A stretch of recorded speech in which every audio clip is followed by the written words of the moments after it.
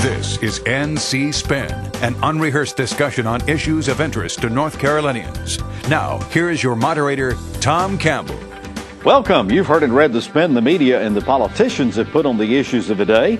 To get the correct spin on what's going on in North Carolina, let's introduce you to our panel of experts. They include former Representative Connie Wilson, now a political consultant, John Hood from the John Locke Foundation, Chris Fitzsimon from NC Policy Watch, and former Secretary of State, former Attorney General Rufus Edmisten.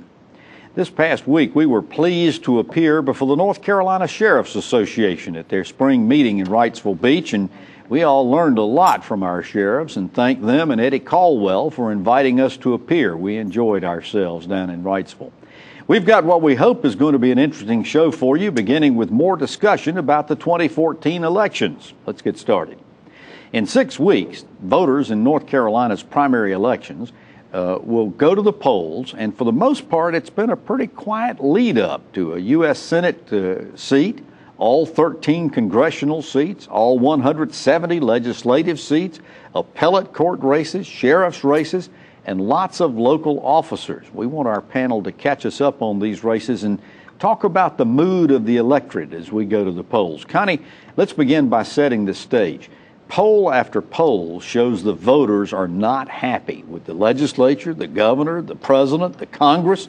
We've seen this unhappiness before in these polls, but typically what happens is they go to the polls and reelect their local House or Senate member because they think that person is doing a pretty good. Is that what we can expect this year?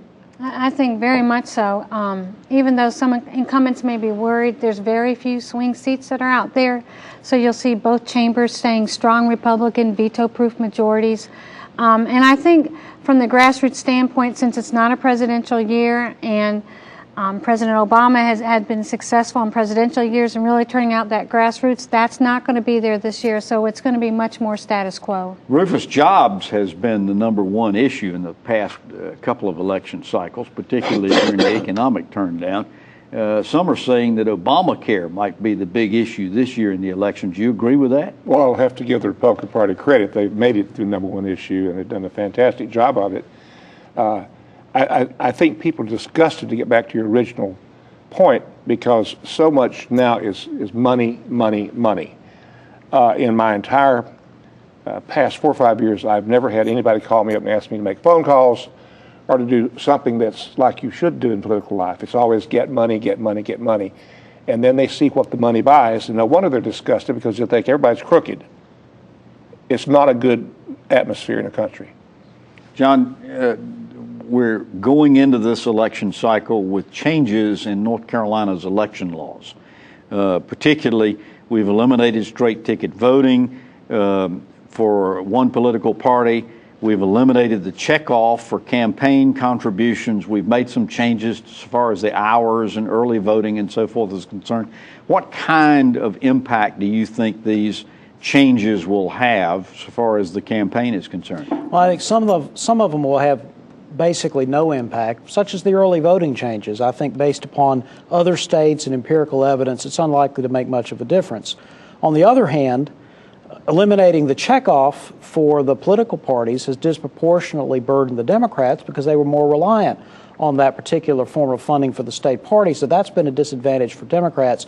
The straight ticket voting part is one of these things that North Carolinians know a lot about, care a lot about, but is very rare. Most of the country doesn't have that. It doesn't seem to matter very much in most states.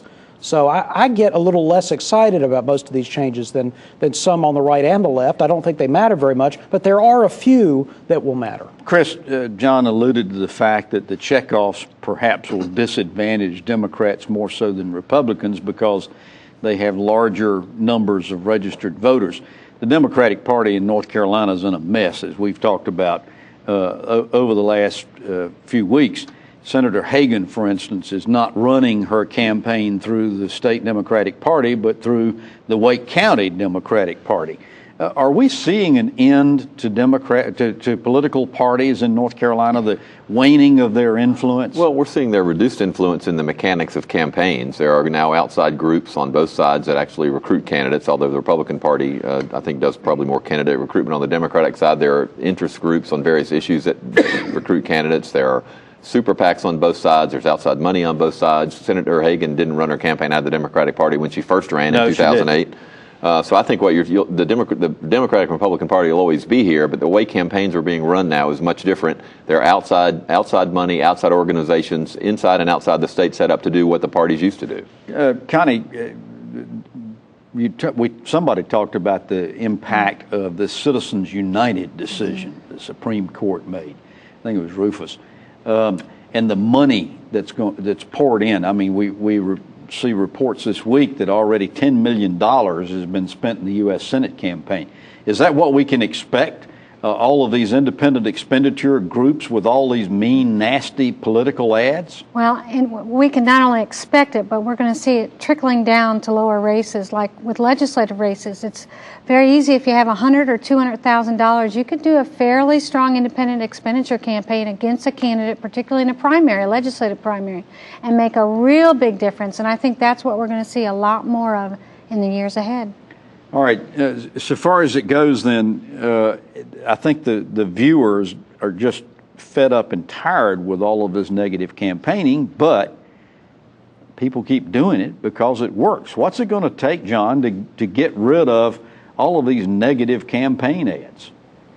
Is it going to have to be some sort of mounted effort? Would you like to be dictator or something? That's about it. If I was dictator, we'd get rid of them. The reason why campaigns and independent expenditures run comparative advertising and say our person is good and the other person's wrong, they do that because that is the kind of ads that voters value the most. They say they don't like them, but they actually use them to make their decisions. Ads that say he's a wonderful person, she's a great lady, she has a wonderful family, those are very nice, but they don't give a lot of information. Voters don't really use that information very much. And let's be clear, you mentioned $10 million has been spent in the Senate race. I think it's $8.5 million of that has been spent by groups outside North Carolina attacking Kay Hagan. And people we don't know. People we don't know. And I think that, as frustrating as it is to have big money, it's even more frustrating. We used to think that we would have disclosure and at least we could let voters make a decision about who was buying those ads. It's increasingly more difficult to even do that. Remember that NC Spin is now being aired on Time Warner cable systems, except in the Raleigh-Durham area. To learn the time and channel listing, you can consult the ncspin.com website.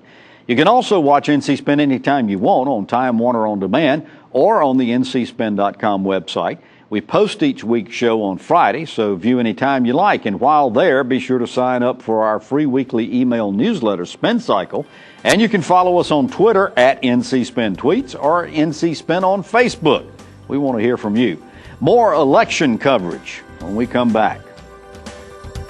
NC Spin will return after these messages. The average consumer now is honest. They want to know just the facts. Well, really, they want to know if that animal primarily has had a life that is conducive to that animal enjoying its life. Our job is to produce a real good, solid calf.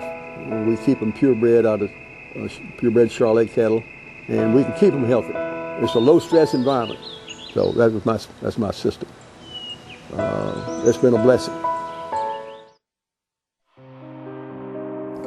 Every year, North Carolina patients undergo 635,000 same-day surgeries. 72% of these surgeries are performed in our highest-cost hospital facilities, adding as much as $2,000 to every procedure. The state's outdated Certificate of Need law prevents competition from lower-cost, higher-quality same-day surgery centers, inflating healthcare costs and limiting patient choice. Tell state lawmakers it's time to lower healthcare costs now. It's time to make a simple fix to an outdated law, increasing patient choice and lowering healthcare costs now. You can help. Visit reformconnow.com and tell lawmakers it's time for a simple fix to an outdated law. It's time to lower healthcare costs now.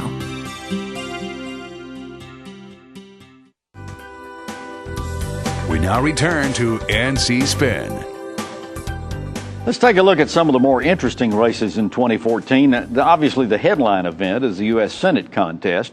Washington pollsters are now saying that the U.S. Senate is up for grabs, and Republicans stand a good chance to take control of the Senate. Rufus, you spent a long time on Capitol Hill. How significant will it be if Republicans do regain control of the Senate? Or put another way, how big a defeat will it be if the Democrats lose control? I don't know how many adjectives I can put on significant. Good thing, right, Rufus? Good thing. Yeah. While the Senate is a very unique place in our history, it would let a situation occur where President Obama would be dehorned totally. None of his nominees would get confirmed by the Senate. And I think that we'd have more gridlock now than we do now, which is hard to say. If both houses were controlled by the same party? Yeah, because Obama's going to go harder at trying to do things by executive order, and there you're going to get really imbalance of the separation of powers. And I'm not so sure it's going to go Republican. John, two polls this past week have shown, Survey USO polls have shown Tom Tillis is leading now in the Republican GOP primary by double-digit margins in both polls. And there are many people that are suggesting this is really the Republican primary is really going to come down to two candidates. Do you agree? And if so, who are they going to be? Yes, Tom Tillis and Greg Brannon. And Tillis, I used to think that Tillis getting to the 40% cutoff would be very difficult, but I looked at these last two polls and looked at the undecideds and the numbers for the other candidates, and now I believe there's at least an even shot, if a little bit better than 50-50, that he will get over the runoff cap at 40% and not have a runoff with Brannon. Brannon will be the second place finisher in the initial primary, and assuming that Tillis gets to the 40%, then we're going to see a real heck of a Senate race. Just a fascinating one. Chris, the eight Republican contestants got together some time ago and all agreed they were going to be kind to each other. They weren't going to criticize each other, and the gloves are already off. Working out too good. We've seen Tom Tillis criticized for misleading on his college degree and where he attained his college degree, and of course, Greg Brannon has had problems so far as investors, and a court said that he had misled investors. How nasty is this thing going to get? Well, it's going to get a little nastier. I can promise you that. Both Greg Brannon and Mark Harris have referred to the scandal that was got Tom Tillis's chief of staff had to resign in a sex scandal last year, a couple of years ago. That's been brought up again by both these guys. So I think this will continue as they get more desperate and realize that Tillis is getting close to that 40%. That's really the whole story in the Senate race, is whether or not Tillis gets to 40%. If he doesn't, then I think we'll have a runoff in July that will be very interesting, a very low turnout race, and anything can happen. Let's play this out, Connie. Suppose there is a runoff between Tillis, most people think he will be in it, and Brannon. I guess the third place finisher would be Mark Harris. So it could be Brannon or Harris from that standpoint. How ugly is that going to be, and what are the repercussions so far as the divisions in the Republican Party, because you got a moderate and a Tea Partier there? Well, first of all, they're probably going to run out of money. And right now, Greg Brannon does not have much money. You have Tom Tillis, who's done the better job fundraising, and that's one of the reasons. He's worked hard as a speaker. He's got some good accomplishments under his belt that he can advertise, but he's also got the money, and he's still raising the money out there, which the other candidates don't have. I don't know how ugly it would really get, because unless you can get on the airwaves, it's really hard to move people. Just an article here or there in the newspaper doesn't work. I will tell you what the bigger deal is for the legislature. If Tom Tillis ends up in a runoff, that greatly impacts what we're going to be going through at the General Assembly. Yes. I can tell you about runoff primaries. Yes, you can. In 1984, they all signed a pledge: if we don't win, we'll support the winner. No, it didn't happen. Secondly, runoffs are mean, dangerous, and unpredictable. You go back and look at statistics, John. Some people you never dreamed of winning the primary did it, and they became governor of this state. All right, let's talk about Kay Hagan for just a second. Kay Hagan has problems of her own. It's hard to imagine an incumbent U.S. senator with higher negatives than Kay Hagan is showing at this moment, isn't it, Chris? Well, it is. It's also hard to remember when $8.5 million has been spent against an incumbent senator months and months and months before the election. I mean, this is clearly, she's a top Republican target. Republican money is being spent a lot against her. They're talking mostly about the Affordable Care Act. I think if the election were held today against Tom Tillis, she probably wouldn't win. I think it'd be close. But when we were sitting here in 2008, we thought Elizabeth Dole was all but a shoo-in to be reelected, and so many things can happen between March and November. Yes. This is, as we learned this week from the resignation of the mayor of Charlotte and the political scandal that went on with that, politics is an ever-changing. Can I talk just very briefly about the 3 vacant congressional seats, the 6th, 7th, and 12th? We've got about a minute left in this segment. John, let's talk about Howard Coble's seat, the 6th. Yes. Give us a quick rundown on. There are a number of candidates, at least 3 to 4, that could be significant. One of them is Phil Berger Jr., who's the district attorney in Rockingham County. Another is Zach Matheny from the Greensboro City Council. There's a fellow named Bruce Walker, who's an activist in Guilford County that's getting a lot of support. And Bruce Von Cannon, a business person that recently moved back into the region, I think recently got politically active, has been on the air for many weeks. So that will probably get to a runoff. All right, Chris, let's go to the 7th. Mike McIntyre is stepping down, a long-term congressman, Democratic congressman. David Rouser, the Republican, ran against him in a very narrow contest last time. Woody White from Wilmington is challenging Rouser. Handicap that one for us. Well, I think Rouser is probably the favorite based on the geography of the district, but this is another one that's getting a little nasty. Woody White, who's is criticizing Rouser for being a lobbyist and a Washington insider. Rouser's criticizing Woody White for some of his law clients. They had a sort of a testy debate already.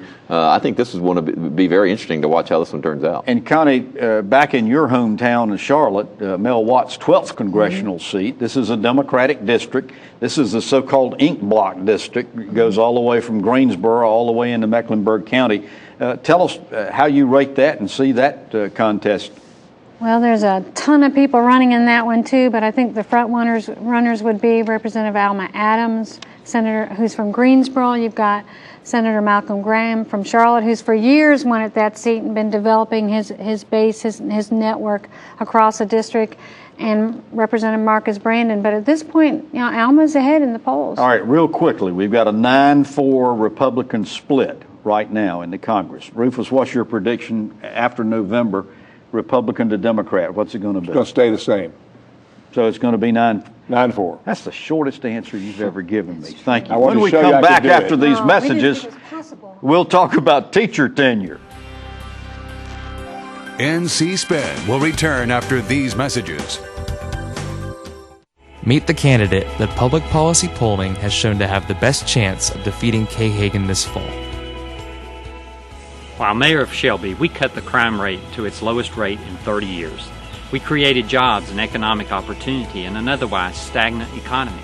I plan to bring the same trust, experience, and determination as your U.S. Senator from North Carolina. I'm Ted Alexander, and I approve this message.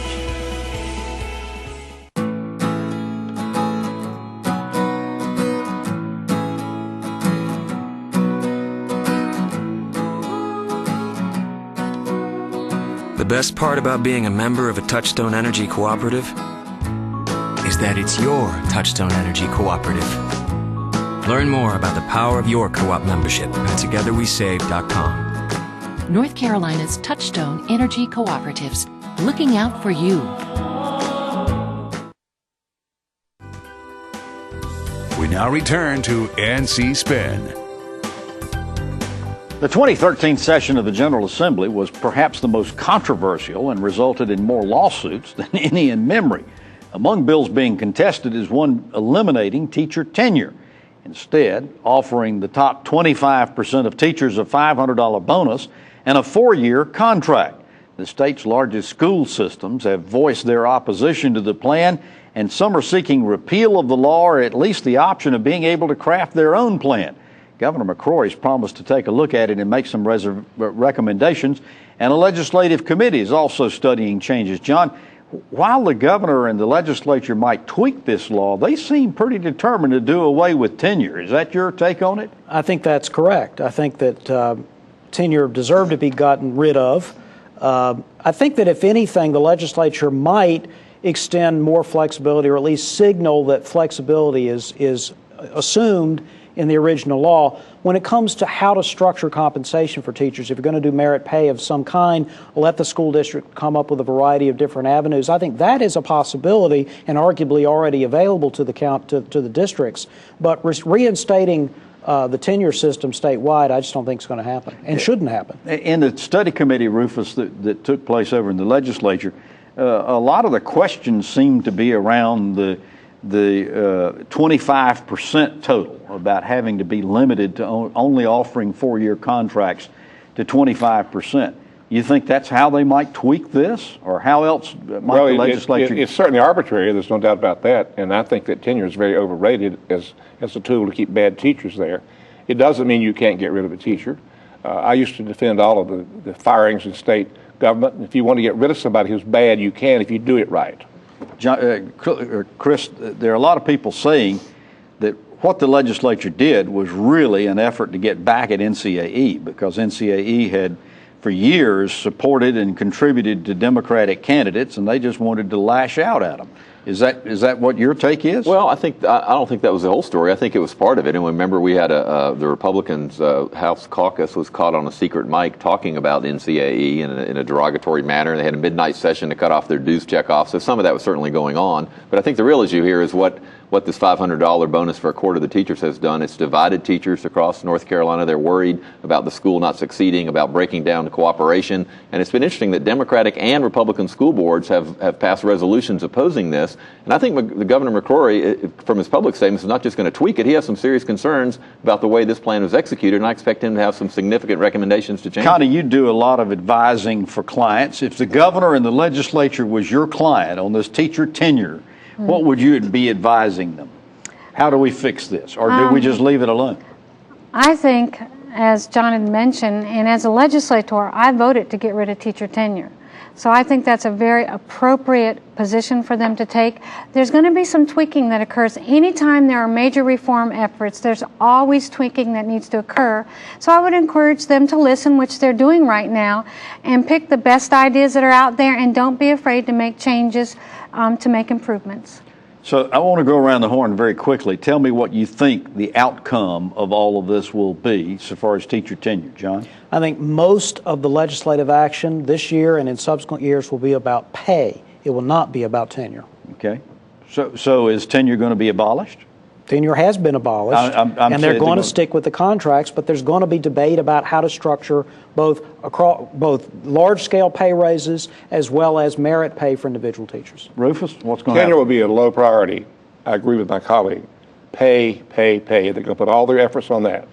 And try to remove some of the sting off. Absolutely. Yeah, Chris? Well, the big struggle they have is how do you measure teacher performance? There's not a state that's done a really good job of figuring out a way to pay teachers other than across the board. That's going to be one struggle with pay. But I do think they have to do something about just giving 25% of teachers $500 when you have 100,000 teachers in North Carolina who haven't gotten much of a raise in a long time. They've got to fix that arbitrary setup. Connie, what's going to happen? As has been mentioned, I really think it's going to come down to the money, because for the average voter that's out there on the street, for the people who have family members who are teachers, that's what they're hearing most about is the pay, and that's what they're going to work on. All right, when we come back after these messages, we'll ask the panel to tell us something we don't know. NC Spin is brought to you in part by the North Carolina Farm Bureau. The Farm Bureau and Agriculture. We keep North Carolina growing.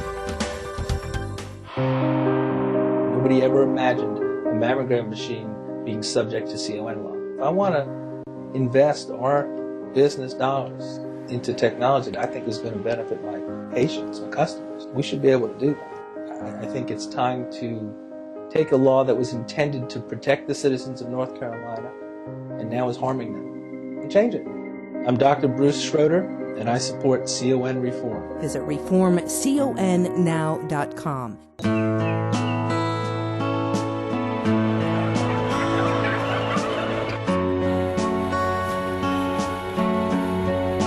It's true. Farming is different than it was 50 years ago. We know consumers have questions about how our food is grown today. North Carolina livestock farmers want you to know that they're using the most responsible and caring farming practices to feed our state. ncanimalag.com. It's a fact. Patients who receive care in the medical home from a trusted family physician reduce healthcare costs through prevention, early detection, and affordable management of high-cost chronic diseases. Every dollar invested in healthcare matters. Let's invest them wisely, building on North Carolina's medical home model. Better health begins with a medical home, a trusted family physician, the best return on our healthcare investment. Learn about the importance of medical homes at ournchealthcare.com. We now return to NC Spin. Whenever we go out on remote locations like the sheriff's meeting this past week, they always tell us that one of their favorite parts of the show now is when we ask the panelists to tell us something we don't know. John Hood, we're going to start with you. We referenced the Kay Hagan, likely Tom Tillis race for the fall. It looks like that is going to be the most expensive U.S. Senate race in the country in 2014, and one of the most expensive in North Carolina history, though not nearly as expensive, adjusted for inflation even, as the Hunt-Helms race in 1984. Connie, tell us something we don't know. Representative Chuck McGrady took some heat during the long session because he voted against a reg reform bill that would have loosened up restrictions on coal ash, and now he's looking very smart. All right, Rufus, tell us there will something. be so much money spent this year on judicial races from outside groups that people will be so fed up that they will want to do away with the election of judges, and I support it. All right, Chris, 20 seconds. HHS Oversight Committee heard this week 81,000 people are waiting, will soon become part of Medicaid. They are seniors, pregnant women, kids, and we ought to celebrate the fact that they're going to sign up, not condemn it. And I've got one. My new bow tie came from our longtime director, Clarence Williams, who's making them and marketing them now. Well, you've heard our spin on the issues of the day. To stay informed all during the week, give your feedback, and read our weekly column, be sure to visit our website, ncspin.com, or catch NC Spin on Facebook. We hope you'll join us next week when we'll take on more issues of interest to the people of North Carolina. Until then, stay informed and watch out for the spin. Join us next week and get the spin on issues facing our state.